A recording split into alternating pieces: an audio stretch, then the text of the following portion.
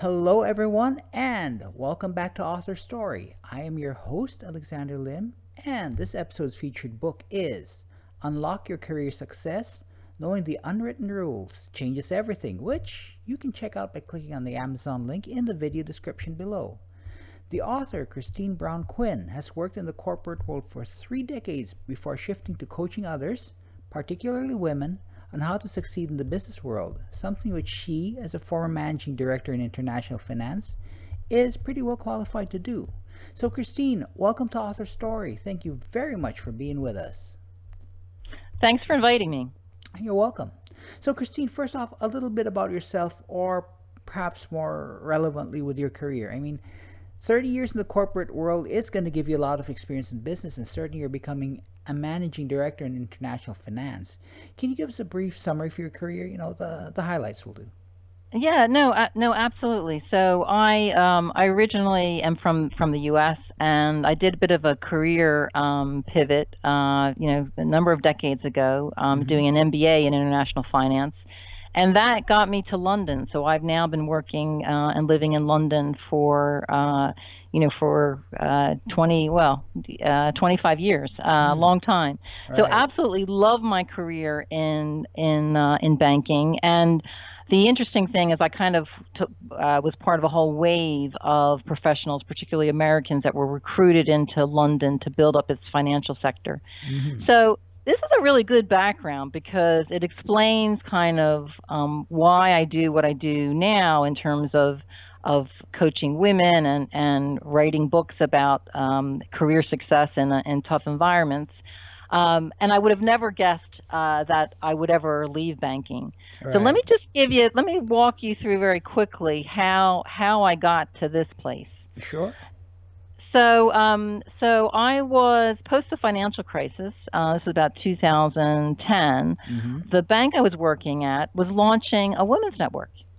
Okay. And they approached me and they said, Christine, we'd like you to give a talk at the launch of this women's network. Mm-hmm. I said, okay. Well, a couple questions. What's a women's network? Okay. All right. Right. And so I was that's just kind of typifies where I was. My head was completely in the sand. I got used to being the only woman in the room. And that just became life. And so the bank said, well, we really are trying to help more women progress into senior ranks. And I said, oh, great. I'm definitely, this sounds worthwhile, but why me? Why, Right. And they said, well, you're a female managing director and you have a family. Right. We want to know how you did it. Right. I was like, did what? Like, what are you talking about? So I knew I had to do this talk, really high profile. I was sharing the platform with the CEO. It was like a nightmare, right? A nightmare and a wonderful opportunity at the same time. Right. So I had to think about the answer to that question. How did I do it? And what I realized I had done is every time I learned a skill at work, I would use it at home or vice versa. Mm-hmm. So here's an example. So at work, I was very good at problem solving, very good at delegating. In fact, I think, Alex, that we underestimate the number of skills that we have and that we use in our personal life because of our careers. Right. I think we beat ourselves up thinking, oh, we don't spend enough time at home, and we're really tough on ourselves. But the reality is that we actually are that much better parents, life partners, etc., because we have these other professional skills. So then the question is, okay, well, what do you bring from your personal life? And when values is all the talk in leadership, our values come from our personal lives, and they are so important in terms of what we bring to business. And one of the things that I found also is around communication. I had this moment with raising my kids where I would say something, and then I'd say you should do this, you do that, and then my kids would say, Mom, you're a liar. You said this, but now you're doing that. Right. Right. What a great leadership lesson, right? Because people at work, they don't tell you that behind your back. They'll say, oh, she's two-faced. But, my kids were really clear. Hey, you got to do what you say. Right. And I thought, oh, that's brilliant leadership lesson.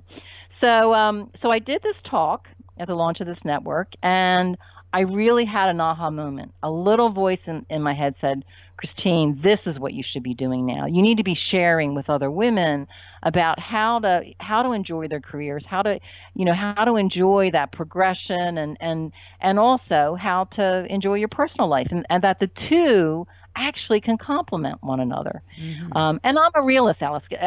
I know it's not like it's the world isn't rosy and you have tough days, but Right. the bigger picture, they do support one another. So what I did was I didn't kind of resign right away, but summer came. I thought, okay, summer off, and I'm going to think about what I do next. Right. And again, listening to my kids, okay, take risks, step up. I'm thinking, okay, I feel a calling to leave the corporate world, which I knew and really enjoyed, despite some of the tough moments around the financial crisis. Right. But I thought, okay, well, I think I need to do this, and I'm always telling my kids to take risks and not to be afraid. Right. So I left banking. 2010, set up my own career consultancy business called The Female Capitalist. And I took that talk that I was describing and I turned it into a book called Step Aside Woman. Right. And that book was really all about my personal experience about having a family and having a personal life, and how that helped me, helped my career. In fact, when people say, "Oh, how did you become managing director?" Right. I often say, "Hey, it's my personal life grounded. Could have never done it without that." Right. Not despite the personal life or despite the family, but in fact, that's what really gave me that grounding to do so. So there you go. So I left banking, started my own business, wrote the book, established expert status. All fantastic. 10 years later, so now we're up to date. So now we're all right. Well, actually 2019. All right. What happens? Within the same month, I had like 5 people say to me, beginning of 2019, Christine, you should write another book. We love the way we love the way your style. You feel like you're talking to me. So I thought, okay, well, I'm getting a message here, but what would I write about? So this is a true story. So it was maybe March 2019. I woke up one morning and the whole book was in my head. Wow. Okay. And I thought, this is what I've been talking about for the last 10 years. It's all the soft skills that are career critical. And certainly when I left university and went into the workplace, like I thought it was all about doing a great job. And it is, but that's how you start a career. And it's a platform for career success. But if that's all you focus on is kind of the tasks and the day job, your career stalls. Right. And then the second book comes to life. Unlock your career success. Knowing the unwritten rules changes everything. It's those unwritten rules. It's those things that it's human dynamics that happen in the workplace. It happens, and these rules apply equally to men and women. But there are things that we have to be doing in order for our careers to progress. And I've come up with 10 of those rules. Right. Okay. So before we get into those rules, Christine, I mean, I'd like to. You mentioned quite a few things that I kind of like to touch on right now. Well, first off, I'd like to touch on, maybe, I don't know if you'd consider this myths or somewhat, but there's a lot of thought floating out there that a woman's got to choose between career and family and stuff like that. So what are some of the myths that you have heard that might restrict a woman from having both family and a career? Yeah, it's an excellent point, and I think that the way to think about this is the following. Okay. As a parent, how am I at my best? Because it varies by individual. One thing I've learned, Alex, coaching over the last 10 years is one size does not fit all. Okay. So, what works for you in terms of combining personal and professional life versus what works for me versus what works for another person, they will all be different because we all are different. Right, And right. we have different needs and we have different energy levels. So that's the first thing I would say, that there's not one answer. So Okay. I can't give you the answer, but so you've got to kind of think internally and reflect, okay, Mm-hmm. what do I need to be happy? Mm-hmm. And for me, I was very clear on what I needed. I knew that me staying home with my children was not the best for not only me, it wasn't the best for my children because Okay. All right. Okay. because Okay. there are trained teachers out there and child care providers. They needed that other stimulation. That was not something that I felt that I could really do and do well. So the career for me was doing something where when in everybody has bad days, but by and large every day that I went to work I was challenged intellectually. It was energizing, and then when I came home, I could share that with my kids, and I was Mm. ready to be a good mother because I was fulfilled. That part of me was fulfilled. So Right. the there is like one takes away from the other, and what I would say is another way to look at it is, well, actually, one by having both, you can be better in both environments. Mm. Okay. Okay. Right. And now, shifting from myth to reality, I mean, what is the reality that working women face right now? I mean, let's face, particularly in a field like yours, it's primarily male dominated. So, what's the reality that working women face when it comes to balancing their career and their personal lives?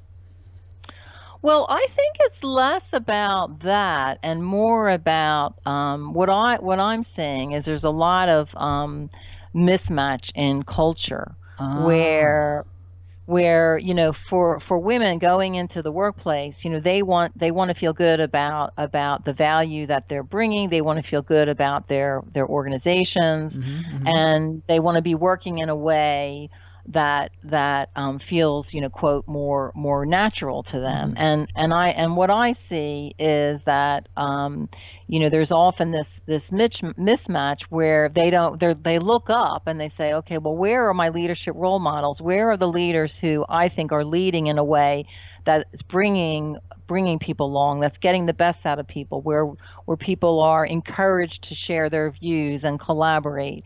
I see that more of an issue rather than, oh, well, they have this personal life, and that's and that's difficult.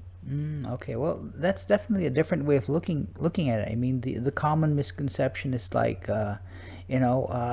this is like a male-dominated thing, and a woman shouldn't be in it and that sort of thing. But it's also the perspective. I mean, it's really something that's not really talked about. The perspective that you mentioned, it's not commonplace. It's not part of the common conversation. Yeah, and I think it's also for all of us, we have busy personal lives as well, and Mm-hmm. so what we do at work, we want it to be meaningful, and we want to enjoy it. And I think when you have children, Mm-hmm. that work becomes that more important. Like if I'm going to spend time away from my family, it better Mm-hmm. count.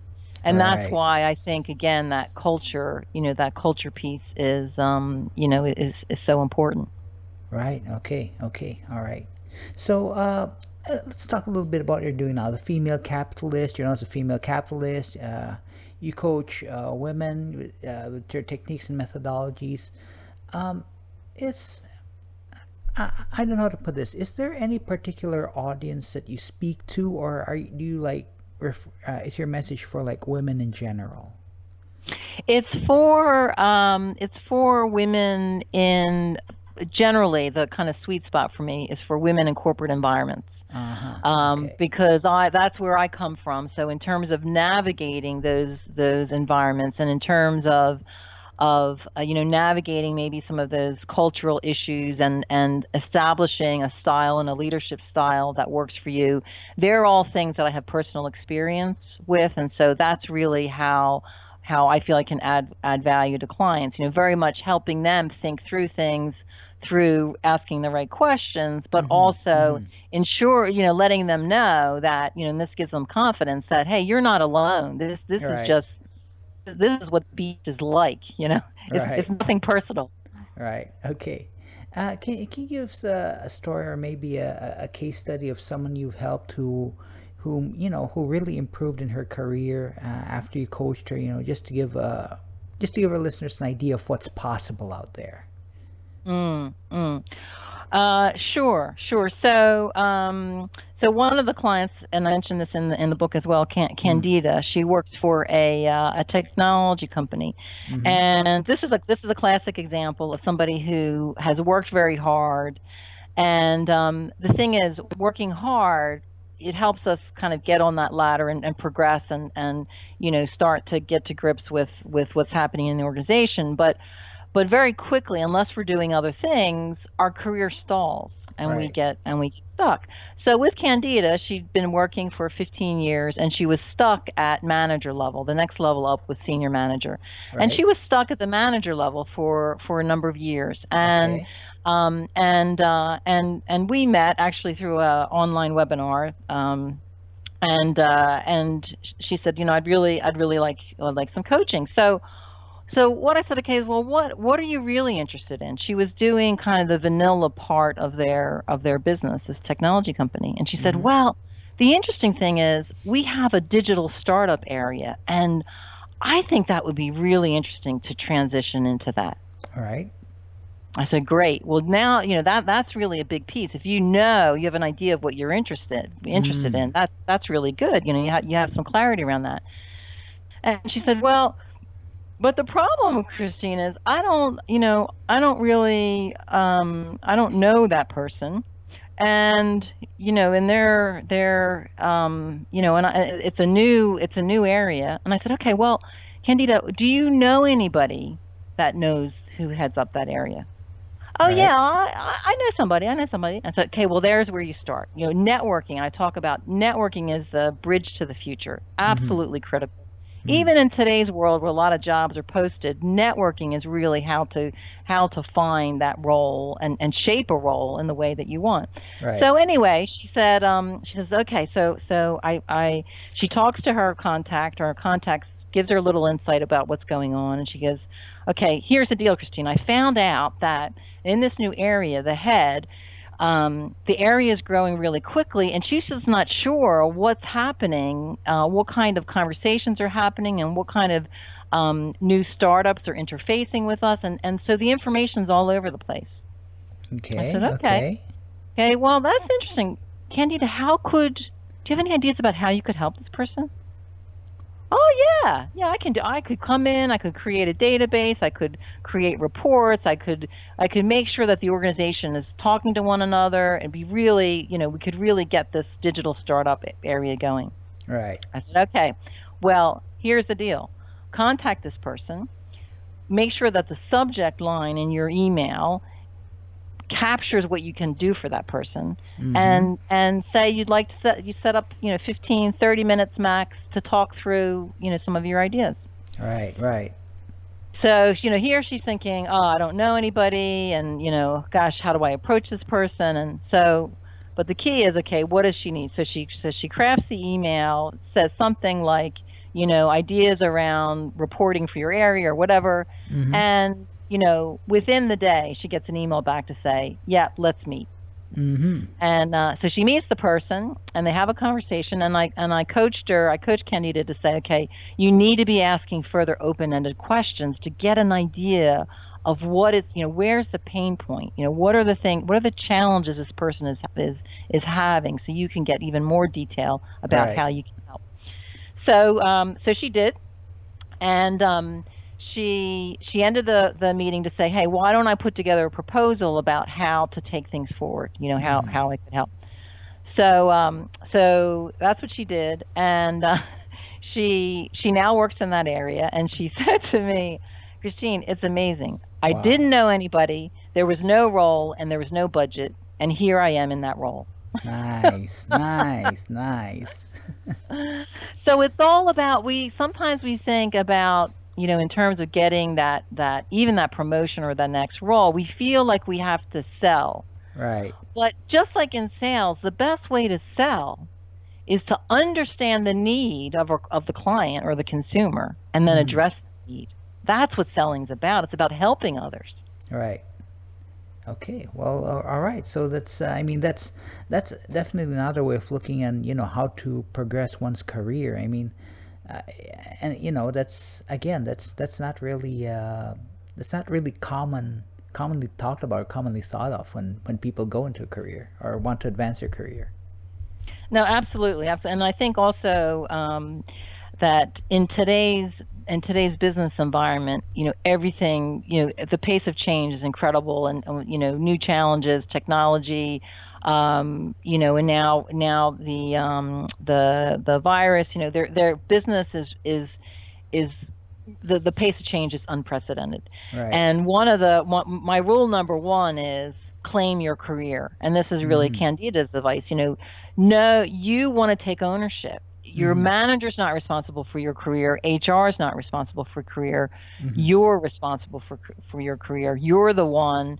You know you best. You know where your talents are. Now, those individuals can help you, Right. but you're the one that has to drive it. Right. Okay. All right. Interesting. Got that. Okay. So, in the book, you do mention unwritten rules. Now, you don't have to reveal everything if you don't want to, but can you tell us some of these unwritten rules and why they work essentially? Mm, mm. Absolutely. Well, also to say, and thank you for your kind introduction, that the book is an Amazon #1 bestseller in business and finance. So obviously my message is resonating, which is brilliant, Right. and a lot of that is through the support of the various organizations and individuals that I've had the honor of working with. But the rules are so they are really the rules are career enhancing mindset and behaviors Mm-hmm. that are necessary in terms of achieving that career success. And I put career success in quotations. That success is you define it, what makes you happy. Mm-hmm. And that's the whole point is you have more control than you think in terms of shaping that career and how you want it. Right. And so it is really those soft skills that are career critical. So we talked about claim your career. So that's having the right mindset. The other one, linking to my story with Candida is, nourishing that network. That's important. Mm-hmm. So her reaching out to one of her contacts to figure out, she had an idea of the role, Right. but nourishing your network is absolutely critical. And it's not just for finding that next role. It's also to understand what's happening in the rest of my department, Mm-hmm. what's happening in the rest of the organization, Mm-hmm. what's happening externally. I can add more value. Whatever my role is, I'm able to add more value when I have a broader understanding. Mm. Okay. Nice. All right. Nice. So yeah. I mean, these are unwritten rules. I mean, they make sense, and they definitely work. And given how impactful these can be, I mean, I'm a little surprised that these aren't particularly well known. So I guess the book is geared towards bringing that out. Absolutely, absolutely, and it's funny. This message does seem to resonate with women more than men. When I was Mm-hmm. putting together the book, and I was talking about, well, this is the book I'm working on. The 10 out of 10 women would say, "Oh gosh, I needed that book 15 years ago. I needed that book 20 years ago." All Like right. they got it immediately. Like, yeah, it's not just about working hard, and you can work hard to your detriment where you're so focused on executing on delivery, but you're not bringing other people along. Right. You're not sharing with others. Kind of self promotion, but also letting other people know what you're working on, and therefore that great work that you're doing and the value of that decreases because these other things need to happen. Mm-hmm. And then when I was speaking to some male colleagues, they'd say, what do you mean by that? You know, Okay, okay. whereas the women like immediately, yeah, I needed to know that. And so, I'm not a sociologist, but my guess is that maybe for guys, and these are generalizations, of course, Mm-hmm. that they're finding out more about these unwritten rules. The unwritten rules are universal, so they apply to men and women. The Mm-hmm. difference is the way women navigate the rules in terms of being, effectively, is different from men, because we are different. And so Mm-hmm. that's really what the book speaks to. And I think we've learned over the decades that acting like a man and the way that a man approaches things doesn't get you anywhere. You have to be who you are. Right, right. Okay. All right. Okay. So, I mean, your book is number one. I mean, it's number one. So there are a lot of people picking this up. And you did mention it's geared primarily for women, but guys, men might find something useful in this. What are the sort of things that a guy might find useful, a man might find useful, with regards to, that they might pick up? Yeah, so what I would say is that nothing, particularly for senior men, there's nothing in here that they're going to say, "Oh, I didn't know that." Mm-hmm. It will be more about, I've never articulated in that way, or I've never thought about it that. Ah. But they will like the senior women who said, "Oh, I wish I had this 20 years ago." They'll definitely recognize these different these different elements. Now, what could Mm. be really useful for them, especially, we're talking about the culture of organizations, Right. is I think it could be really useful for men to read it, to understand kind of how females are thinking about how to, this is what they're seeing the challenges are. Mm. And I say in my introduction that gender diversity in the workplace, which is one of my focuses, is it's two-sided, and I focus on empowering the individuals, but also we need to be thinking about how do we create workplaces that where everybody can excel. And that's about Mm. creating the good culture. So an example on that side is, maybe as a manager, you're being a little more sensitive that maybe so and so doesn't speak up in meetings, and to kind of draw that out. Maybe to approach that person and say, "Hey, I know that you have some good ideas. I really encourage you to speak up." In fact, I heard a story from a client who said she told her manager that she really did want to speak up in some of these cross department meetings, Right. and could he create the space for her to speak? Because she Mm-hmm. was finding it so hard to get a word in edgewise, Right. and that's what he did. He said, "Oh, hey, we're working on a proposal, and Sarah's really got some great ideas to share. Sarah, over to you." And that Mm. and that helped. So that's a really good example of the organization and the individual, working together. So I think the book can bring a sensitivity and awareness to everybody about the workplace, and how it's some of these rules are easier to navigate for some people versus others. All right. Okay. Well, all right. So, got that. Got that. So, different point of view. Okay. All right. Cool. I got that. Okay. Yeah. So, Christine, this topic's very interesting, but we're kind of running out of time. So, in the last minute or so of this interview, are there any words of wisdom you'd like to share, maybe to inspire listeners? Absolutely. So what I would say is to really emphasize that point in where we're seeing so much disruption and chaos in the workplace, that that also means there must be opportunities. Opportunities will emerge, and be proactive. Think about, what is that challenge that the organization is facing right now, Mm-hmm. and then thinking about, how, what am I interested in, and how can I add value, and really that alignment to the need of the organization, need of the department, maybe need of the industry versus what I can add. That's crucial, and that's really, talk about job security. That's what job security looks like now and in the Mm. future. All right. Okay. So great words right there. Okay, cool. Okay, then, so in closing, the book is Unlock Your Career Success. Knowing the Unwritten Rules Changes Everything. The author is our guest, Christine Brown-Quinn, and you can find her book on Amazon, and it should be easy to find because it's number one.